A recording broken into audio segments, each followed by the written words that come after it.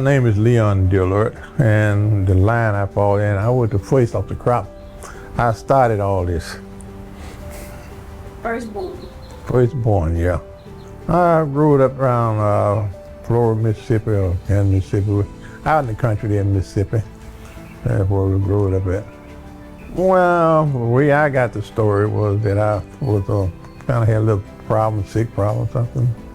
And my father, had the wealth, so he took me on. And that's where I ended up with him, and we never separated after that, Had my stepmom, which is like a mother to me, she was very nice. She didn't have any kids of her own, but she always took me as one of her kids. And she was, I couldn't say nothing wrong with her, she was very good for me, And then my dad, me and him just did things together, he chastised me, and then he did everything to try to teach me how to do things and whatever, was right. Grandma Ad was the oldest family I think that I really had connection with. Yeah, so she used to come down, and my real mom used to make sure that I kept in contact with her because we would have to go visit her and everything. So yeah, and that's really the oldest one I can remember, good. Yeah, my dad, mom, I couldn't remember her, no, because he was older, so she wasn't around there. I remember his father, a little bit, but barely, but, Yeah, the guy used to tell me my father had a friend that was his, was his best friend. And he used to tell me about my father sometime after I got to be a teenager, because when I grew up, he had turned life around, Christian deacon and all that. And the guy told, hey man, your father used to be something else. Nobody never messed with him. I know people didn't mess with him too much, so he was long gun when he was growing up. He didn't take no junk. I said, Dad? Dad didn't take no junk? Like that. But yeah, that's some of the stories I remember, and he'd tell me about his young days, in Mississippi, and I took a trip one time. He was telling me about these little towns I can remember. Midnight, Grenada, and Greenville, and Belzoni. So once I got wrong, I was in Kansas one time. I said, let me take a trip down, I think 49. And I'm looking down through there, Sestasha, nothing out here. And Belzoni, one store, they're coming down through there, So I got home, I said, Pop, you talking about all the fun you had in the little towns, back that days, and all that?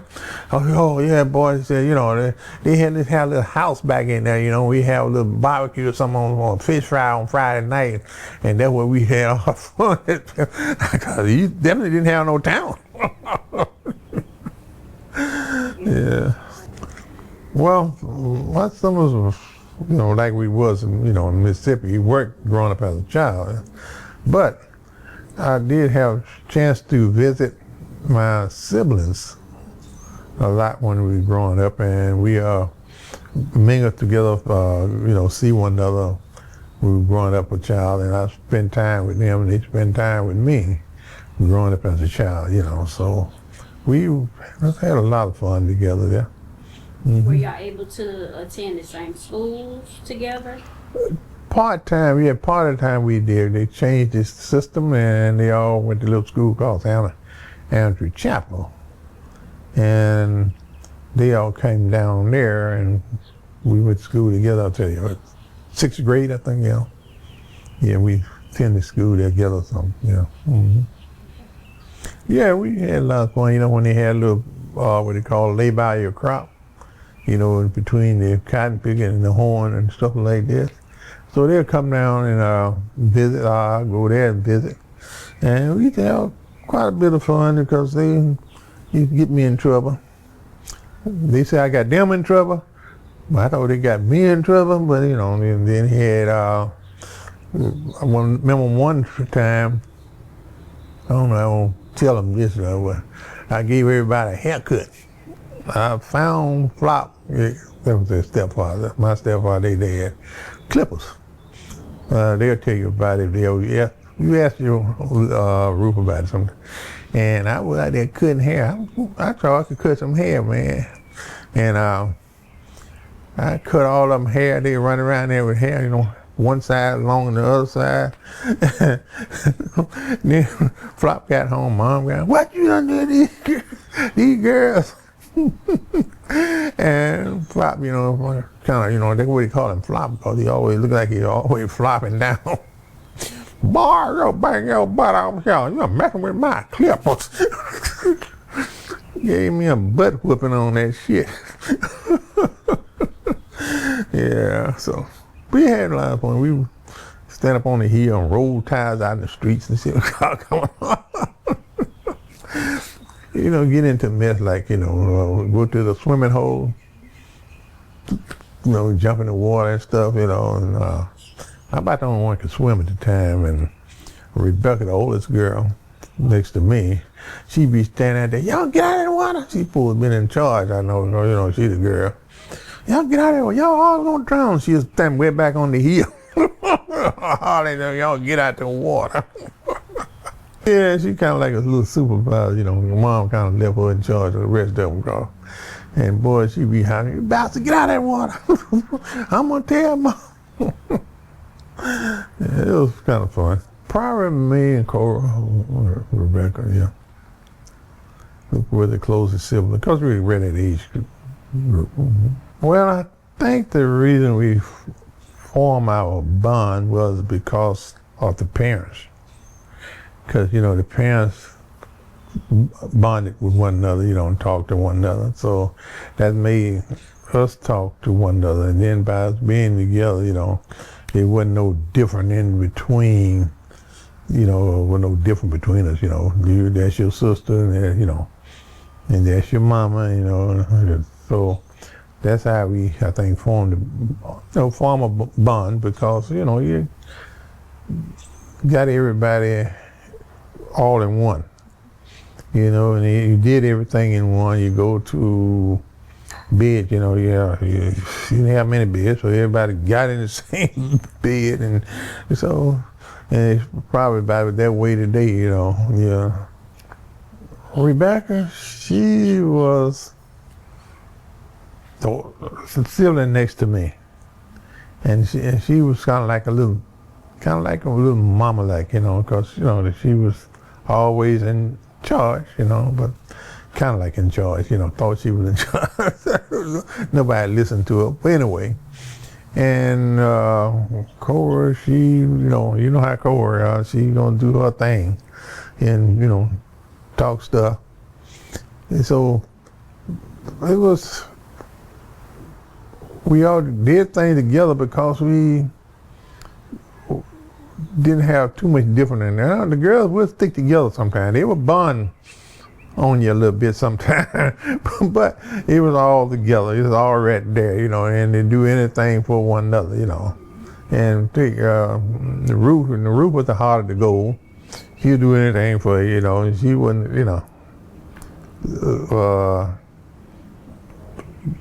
she'd give out, give to you any way she could.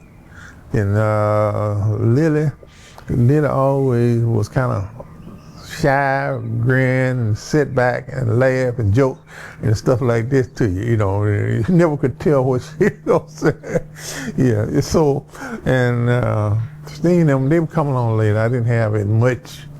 By that time, I didn't have as much to associate them with as much. I still see them, we still together, but they bonded because the older sibling, we all bonded, yeah. The mom favorite, I don't know. I believe Rebecca would have been mom's favorite because they were together more and they stayed together.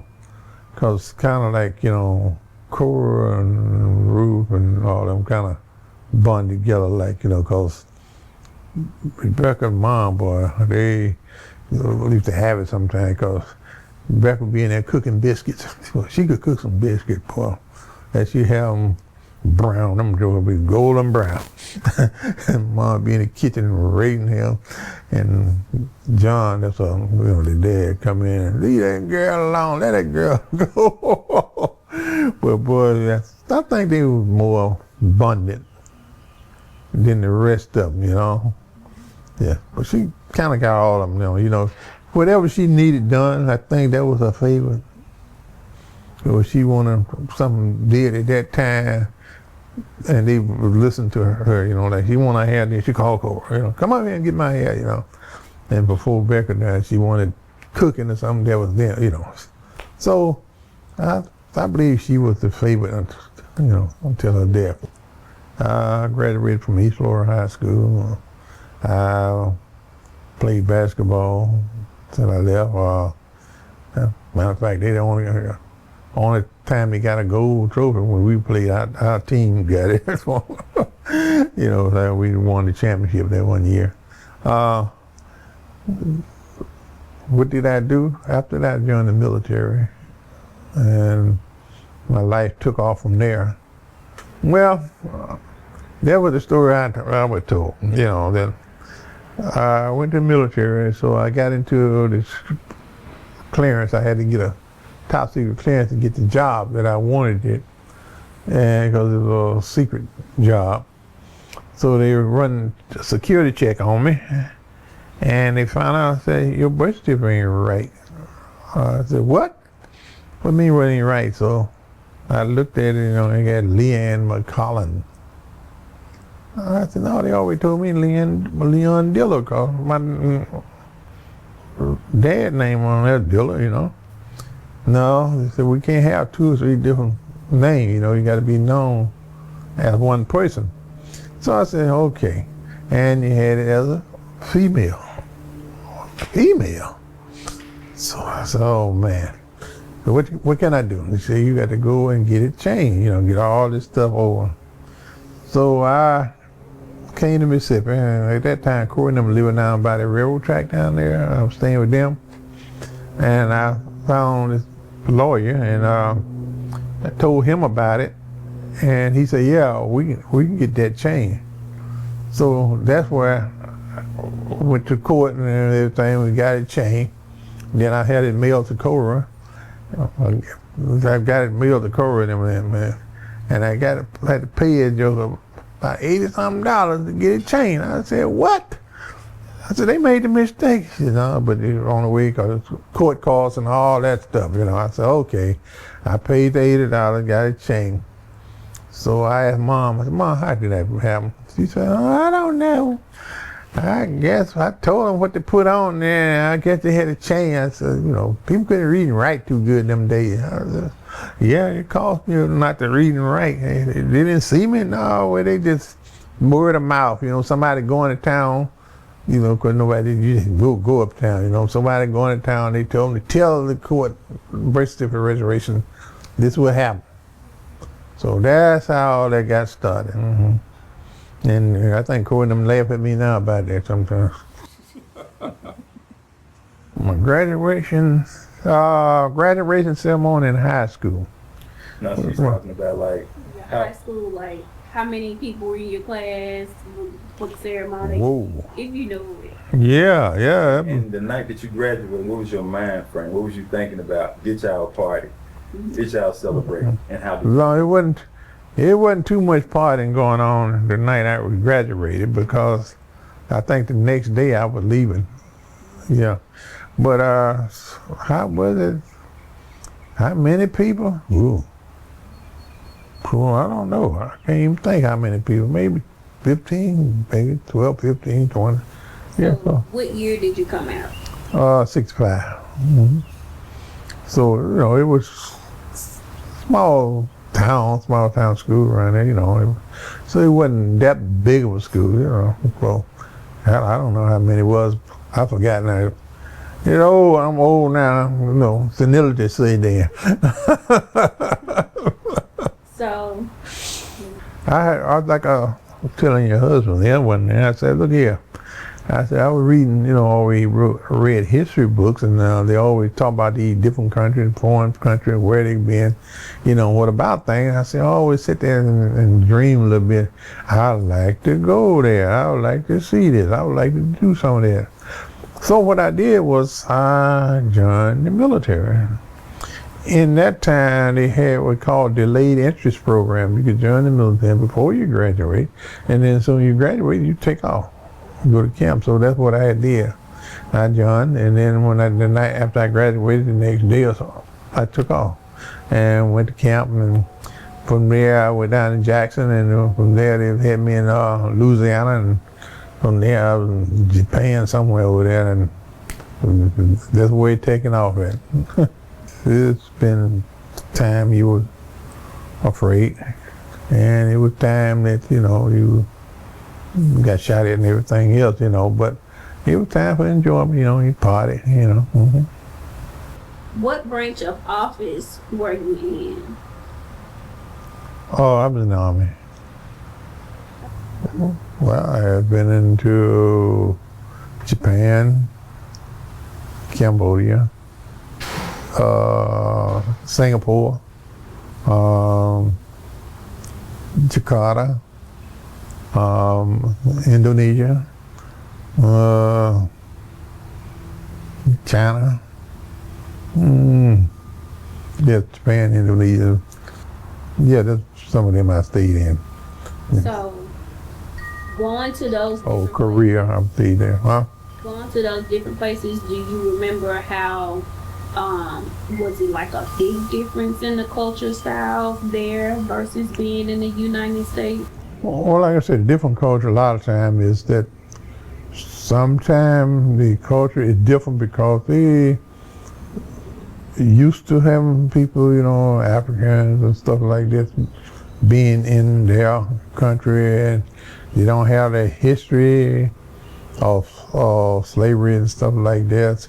So that way it's a little bit different, you like, going into places and everybody just staring or, that kind of stuff, like, you got Italy, they had a lot of problems, but they're not as bad as some of the places here in the state, Germany, Sweden, Holland, them kind of Austria and all them places. Some of them not as bad as here because they kind of used to seeing you there and stuff like this. So it's, oh yeah, I got married late though, but most of the time when I was in the military, most of the single life. Yeah. Mm-hmm. Okay. Yeah. And I got married lately, and then my first marriage, then the second marriage, I've been married now for, that 1, 2, almost 30 years now, yeah. Okay. Mm-hmm. So. No, late. Mm-hmm. Okay. So how long were you married? A few years, I don't know. Couple years, so that. Mm-hmm.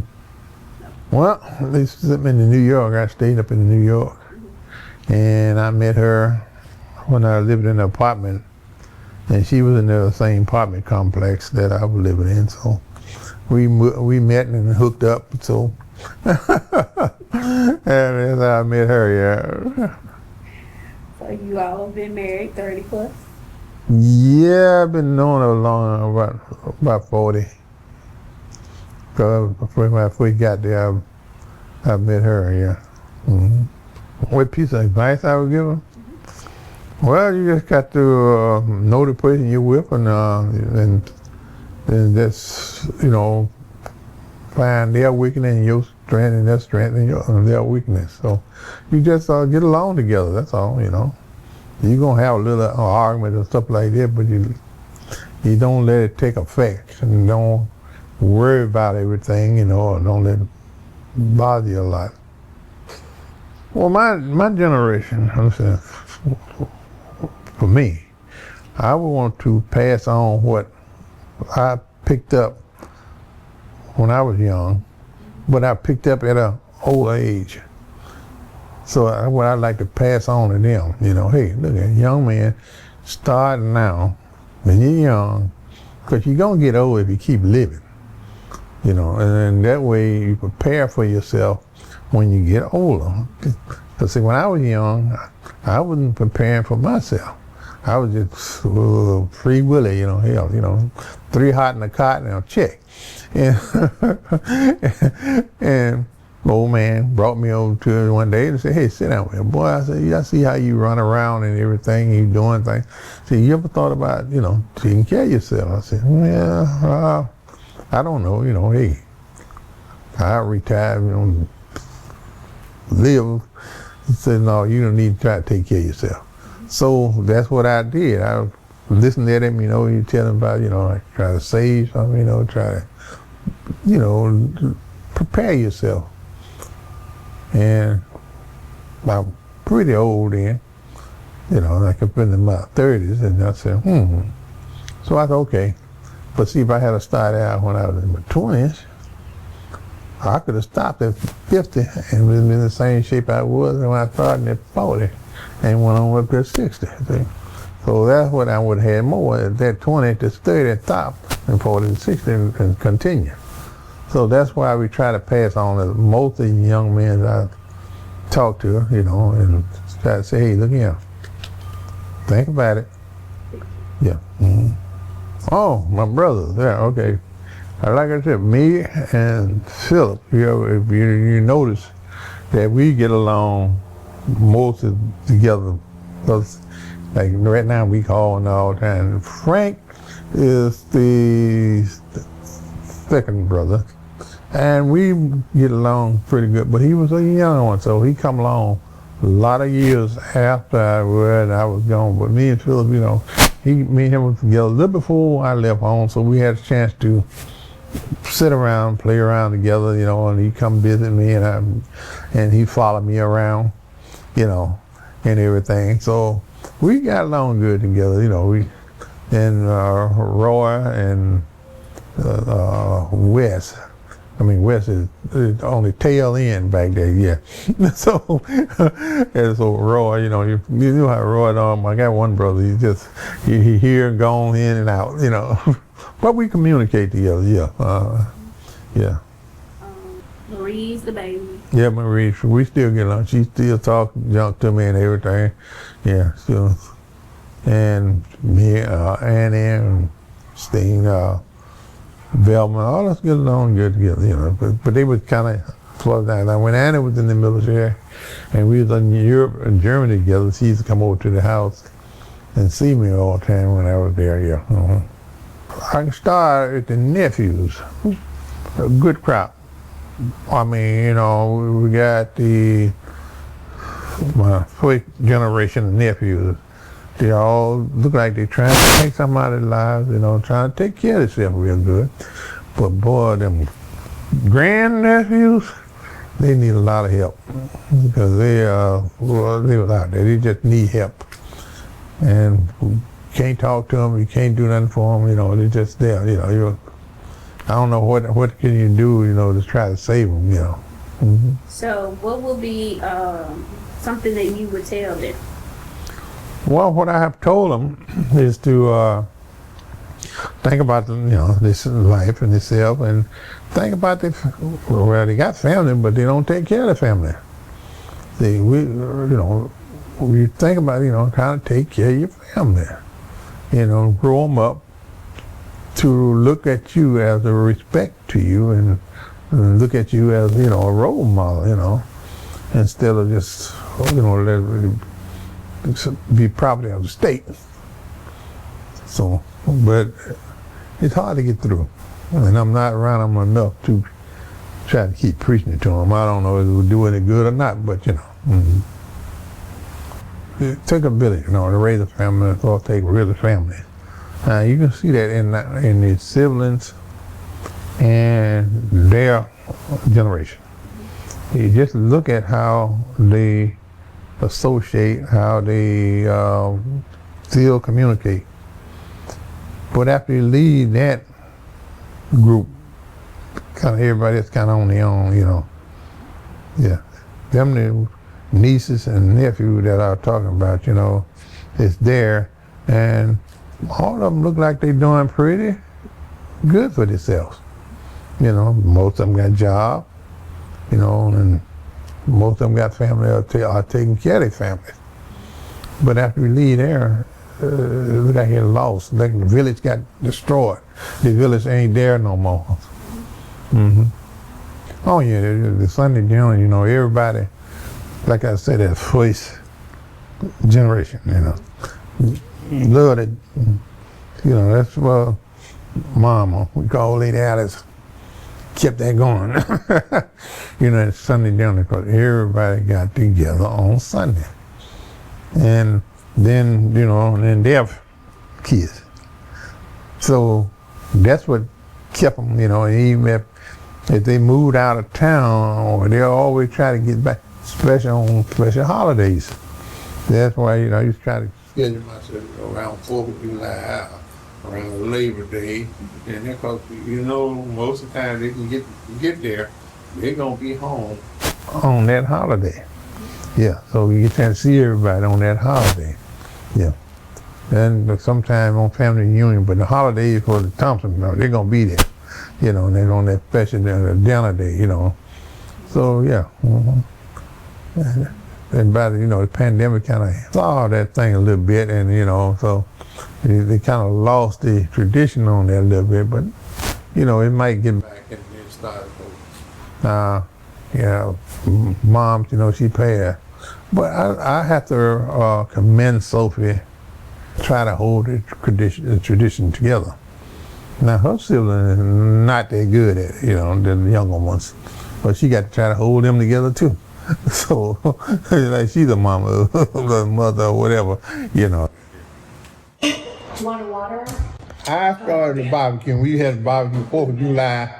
I went down and we started setting up a barbecue. Mm-hmm. And Philip was sitting out there, and he helped me.